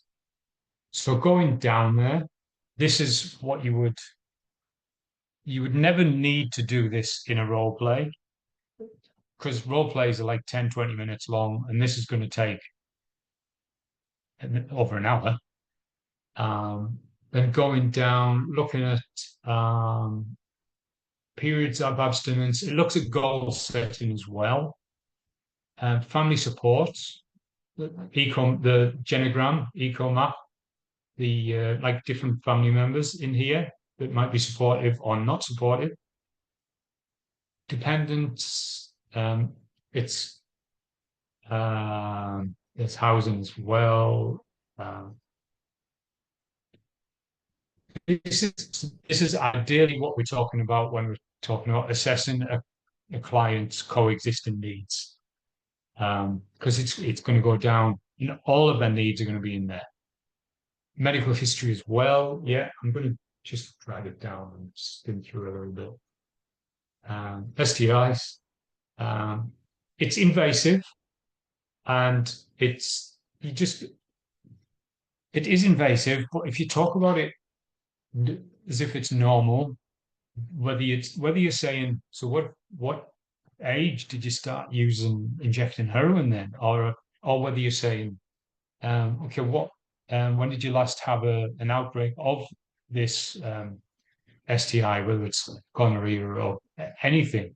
If you keep it normal and just talk about it, it's less embarrassing for the person that you're talking to. Anxiety disorders, and people could get, it doesn't matter which bit on here, people might be happy to talk about STIs, and drug use, but it's the mental health maybe we really climb up with.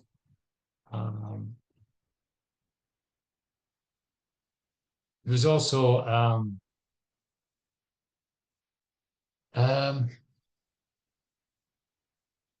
contact points, like who the GP is, who the counsellor has been, who it is they've been in contact with, and that was suicide, self-harm risk. So yeah, there's everything. I'm just going to throw this into the chat. If you, just because it's easy to access there, it's easy to access on the internet. It's all over the place. If you type in Victorian AOD assessment,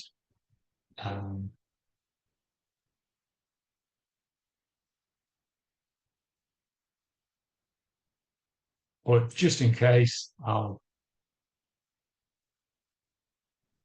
put it in.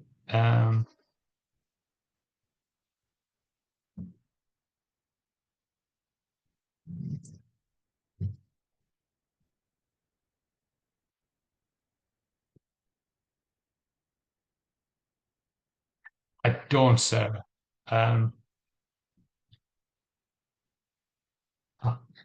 Being right next to Victoria, I'm guessing they probably do. Whether South Australia uses this, I think most of Australia do. And there's bits of it that are used by everybody. Like everybody, all of Australia would, half the world knows about the audit assessment, the alcohol screening tool. The MARAM assessment, most of Australia do. For domestic family violence. The K10, most of the planet knows about the K10 and the DAS test, whether that's the long one or the short one. It's just that Victoria compiled all of these other assessments and screening tools and said, there it is, it's all there. Oh yeah, Bobby? Just a question. What is MARAM? MARAM? I can't remember what it stands for. I bet somebody else knows, but It's it's a for the multi-agency, something like that, research and management or something, but I have to do a course regarding that. But I don't know what possibly. it is it for, so I'm just checking. It's when we're doing an alcohol screening tool, then we would give them an audit questionnaire to see their risk of alcohol problems. We would do a similar one for other drug use. We would do a screening tool for depression risk as well. The MARAM one is for domestic family violence risk. So somebody might not count themselves to be necessarily in a domestic family violence relationship, whether that's partner or whether that's living in a home where it's happening or any of the signs. So it's kind of a screening tool to measure the risk. Right. Okay. Thanks for that. That's all right. And unfortunately, I can't remember what the acronym means. Sorry. So just to finish this off, like I mentioned, questionnaires for feedback, formal and informal, focus groups, and gaining honest feedback. It's hard to get honest feedback sometimes. But if we ask specific questions, open-ended questions to get feedback, don't be defensive on feedback. It's a great statement to say it in a learning institution for when you get feedback. Please don't be defensive on feedback. It's meant to be supportive and helpful. Sometimes it doesn't feel like it's supportive and helpful, but it's trying to be. So collecting and using feedback, there's a method for using it correctly, and reviewing ourselves, the most important thing. Reflective practice. We mentioned a couple of weeks ago that for every doing a counseling course, for every treatment plan that we made with a client, we would have to review not them but ourselves, and that was part of the practice portfolio that we had to hand in. So the assessment wasn't just create a treatment plan for this client. This is all of their needs. It was create the treatment plan. This is the needs. This is how we're working with them. And then this is my reflection of how I've been working in that session for every single one. It forces you to reflect on how you're doing all the time. Probably too reflective and probably too intensive, because then you're just thinking all the time, did I do that right? Did I do that right? Important questions, reviewing records, reviewing feedback and comparisons. So I just want to jump back onto the assessments again. We looked at the questions, the little questions last week. Didn't we? We looked at these. No, I thought we did. So usually, quite often, you get a quiz and it's literally one word and one sentence answers. Sometimes you can get away with 2 or 3 words. So this is a little bit more in depth. During this assessment process, there are different ways to collect information. Please match the following tools to the description. So standard form used to collect information about a client, their history and needs. Click on that, and is that assessment tools, meeting discussion? Is it a meeting? Is it an observation, or is it a written questionnaire? And then you go through them all, talking through situations with clients and or service providers to determine range of issues. So is that, which one is it? So there's all 5 there, and you go down, correct them up, and save it, and then move on to the next one. Describe 2 reporting formats and 2 reporting requirements to be met when reviewing the client's progress. These are all in the learner guide as well, like really easily. Complete the table by researching and identifying an example for each service type and describing the service basic features and requirements. All of this would be like, again, whether that's First Access, any of the big NGO agencies, they would probably all have a service in there to work with.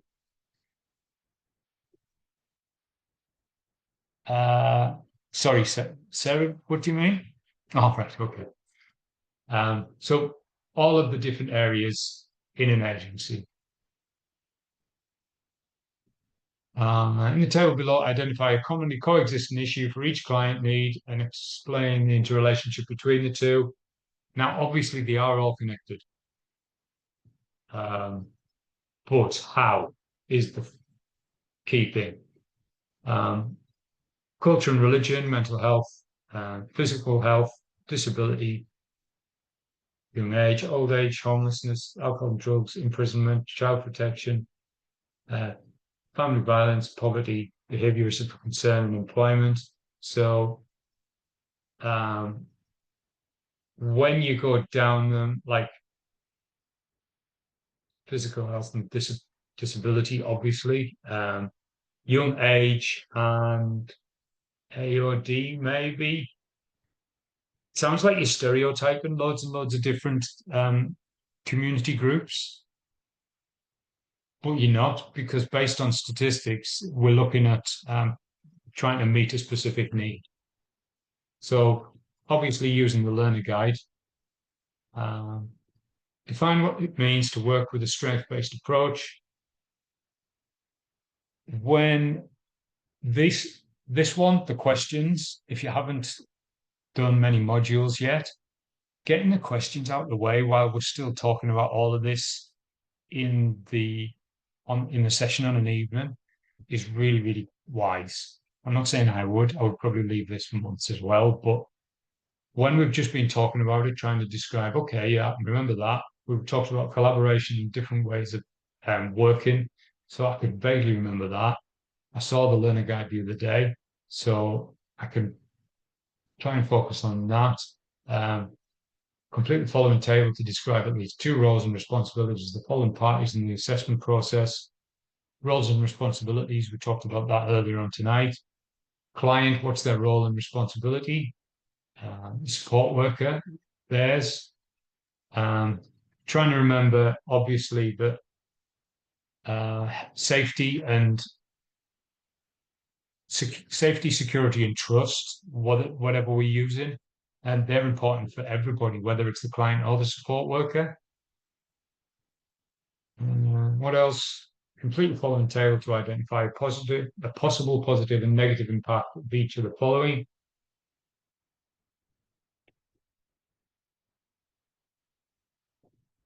Look at the following obligations and describe 2 legal and 2 ethical considerations to each one. Privacy, the legal and ethical.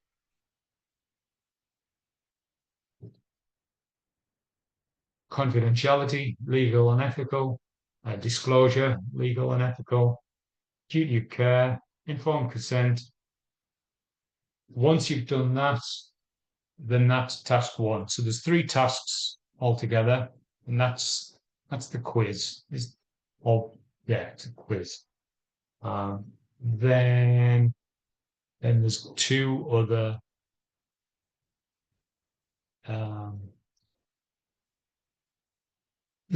tasks.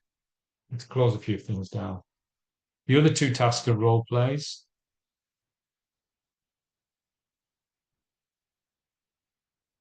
Yeah, it is okay if the answers are repetitive, but none of the assessors like same as last answer. I answered this one before. It's just like, yeah, don't say that, please. Even if you think it works in 2 different places, copy the answer from somewhere else. That's fair enough. But don't say, I've already answered this somewhere else.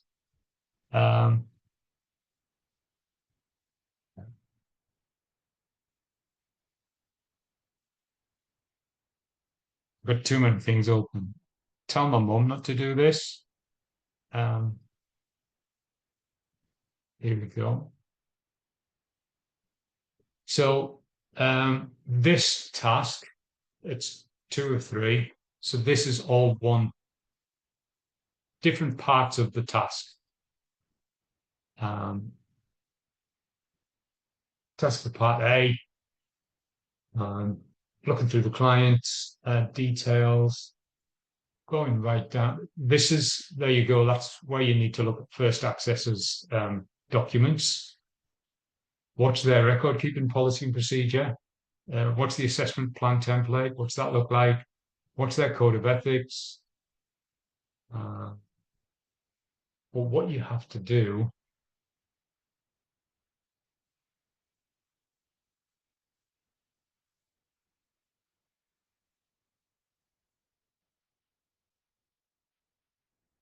I've just gone past it. All right, so you're just preparing a client assessment. And when it says using the assessment plan template, that's not a random one from the internet. That's first access one. Then you're going down. This is where it's getting more practical. You will play the role of Tory Walker. Oh, no, that's Tory Wallet, sorry. Another student potentially will play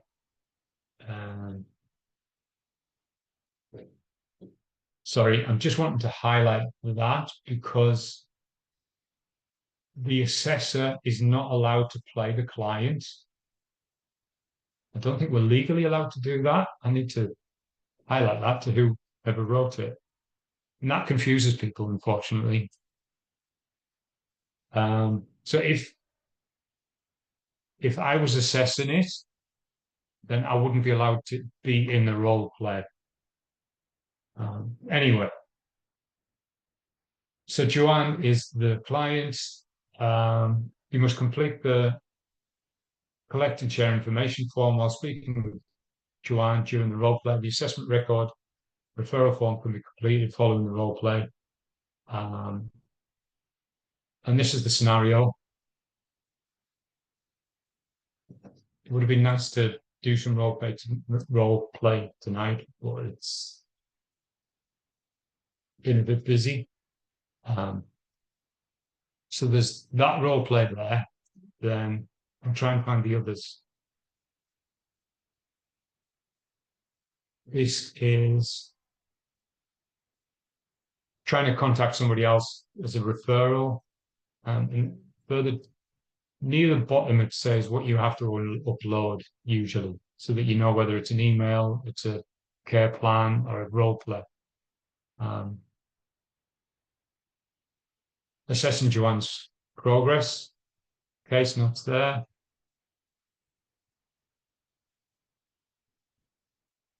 So that's more written. Is this another role play?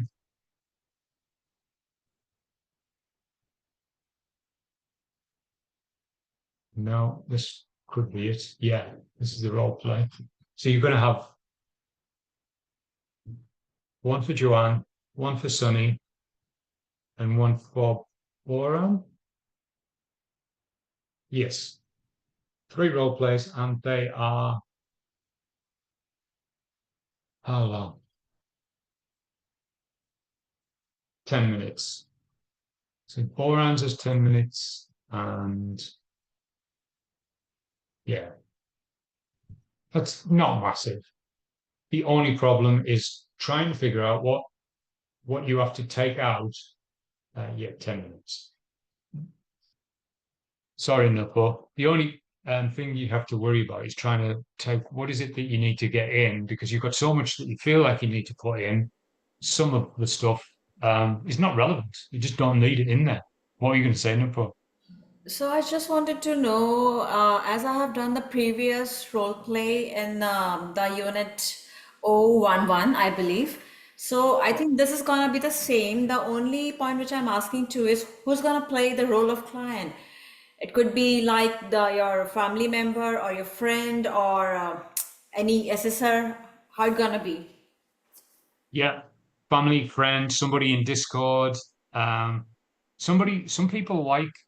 Um, some people like playing clients in role plays. Like that's partly why we set up the Discord thing, because some people just love to when the studying drugs AOD, and if they're not getting assessed, then they'll just pretend to be any client that you want, which is great. That's what we want you to find. I think previous If one, yeah, yeah, I think the previous one I have done with my husband, right? So I'm gonna do the same with my husband yeah, again. yeah, yeah, yeah, definitely. Because Um, all the requirements, I mean, what all things are required to be asked to the client, it's there, right? So yeah, yeah, that's right. it's quite massive, but definitely I'm gonna try. Yeah, yeah. There's no like you don't have to rush through it. The only rush thing is trying to get the quizzes done close to the class sessions, because trying to remember where all the information is 3 months later is really hard. Um, and sometimes having family and friends do role play clients for you is great because they're not going to judge you. Um, but sometimes they might want a script and they get a bit anxious if you're not saying exactly the right things in the right place, where you don't want to be using the script as much because we want you to be, as the government, the training page said, we want you to be simulated working environment.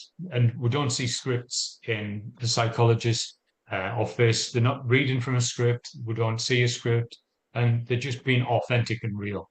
So, yeah, try and do it the best you can. Sometimes family and friends work, and sometimes they just don't. I'll join Discord, and I'm happy as I think. Yeah, MP4, yeah, MP4. Though Zoom doesn't do MP4 and it still works. We can still upload through Zoom. there was another software app that was being used. Oh, I can't remember what it is. But yeah, like mobile phones that can record on a mobile phone and use that. A lot of people might. So that was what was that? That was task 2. So I'll close that one down because then there's a task 3. Reflective. Yeah.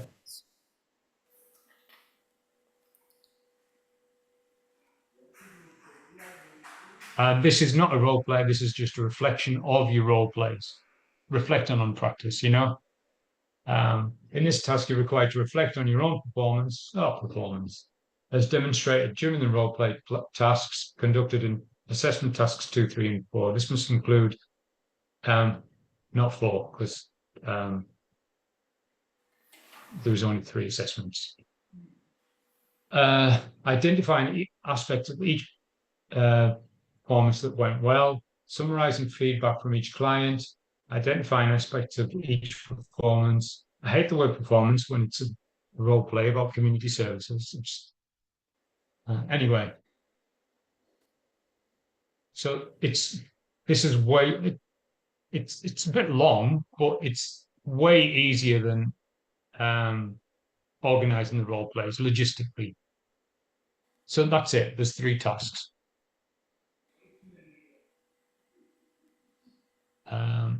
Any questions? Because this is obviously this is the second session of this, and next week it's another module which is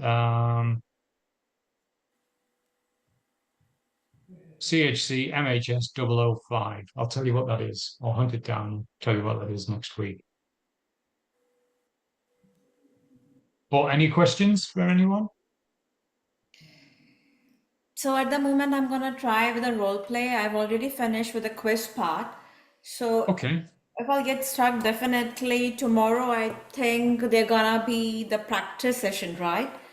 So we'll ping you regarding that if at all I stuck anywhere. Okay. Yeah. No, go for it. It's not gonna hurt just jumping into it, really. So this is next week for I've just had it open. Another 2 weeks. So 2 more weeks on this one. So we looked at coexisting needs. Now we're looking at provide services to people with coexisting mental health and alcohol and other drug issues. So it's not looking at assessment, it's looking at providing services. So it's like another step on. Any questions? Yes, Dwayne, regarding the role play, task 5, part D, looks like a written sort of assessment. Once I finish the role play, I think I have to do it in a Word document or something. Then I don't think I can upload the Word document. It says allowed file types, it says PFD and the other sort of documents. So I had to transfer the Word to PFD, convert that into PFD. Then I attach them. Oh, really? I don't Okay. know. I'm just That checking. doesn't allow that. It should be in the PDF format, right? There are a few formats other as well, but it has to be in some other format other than Word. Okay. That when things like anywhere on the internet, when it won't accept a Word document and it's only PDF, or it won't accept an Excel or anything that's editable, if it won't let you upload that and it only does PDF, that's so that nobody can tamper with it once it's been uploaded. So it might be a legal document, it might be college assessment. Okay. It just means that you've uploaded it and nobody's going to edit that That could be the reason. afterwards. Yeah, it's Yeah. in Word. Yeah. Yeah, sounds good. Yeah. So I'll leave.